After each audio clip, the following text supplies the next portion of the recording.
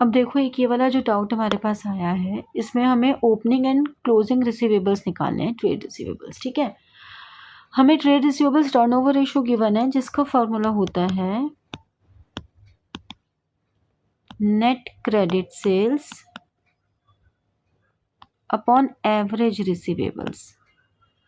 अब आगे हमें cost of revenue from operations दिया है, हमें cash and credit revenue from operations दिए हैं की इन्फॉर्मेशन दी हुई है, ग्रॉस प्रॉफिट रेशियो दी हुई है और ओपनिंग एंड क्लोजिंग रिसीवेबल्स का रिलेशन दिया हुआ है। बट ये जो 3 फिगर्स हैं उसमें से सिर्फ एक ही फिगर हमारे पास गिवन है। तो अब हम पहले बाकी 2 में से कोई एक फिगर को फाइंड आउट करने के लिए एक्सरसाइज करेंगे।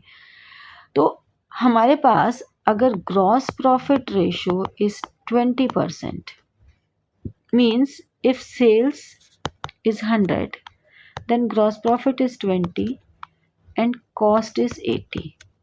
Now cost is given rupees 480. हमारे पास रेवेन्यू फ्रॉम ऑपरेशंस आ गई, जो सेल्स है रेवेन्यू फ्रॉम ऑपरेशंस है।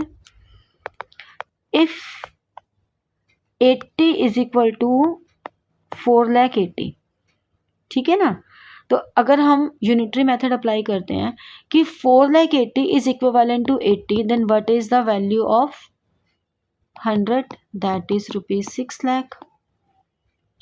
अब दूसरे इंफॉर्मेशन पर आते हैं कि अगर cash revenue from operations x है तो क्रेडिट कितना हो गया, x प्लस 2 लाख, यानी कि कैश अगर x है तो क्रेडिट हो गया x प्लस 2 लाख।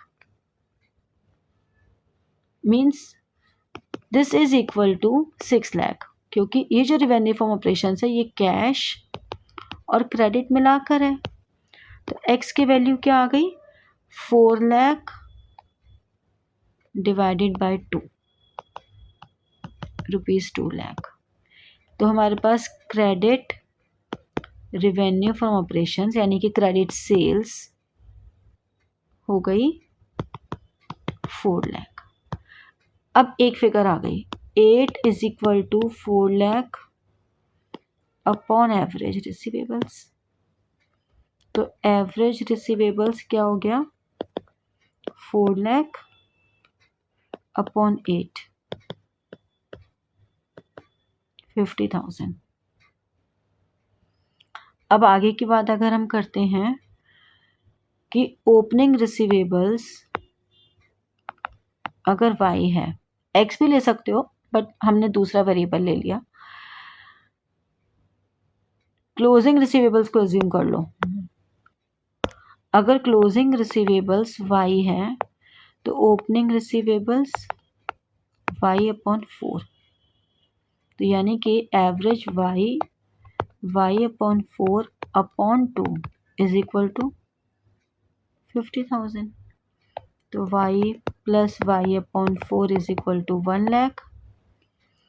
तो y is equal to into 4 upon 5, 80,000 आ गया।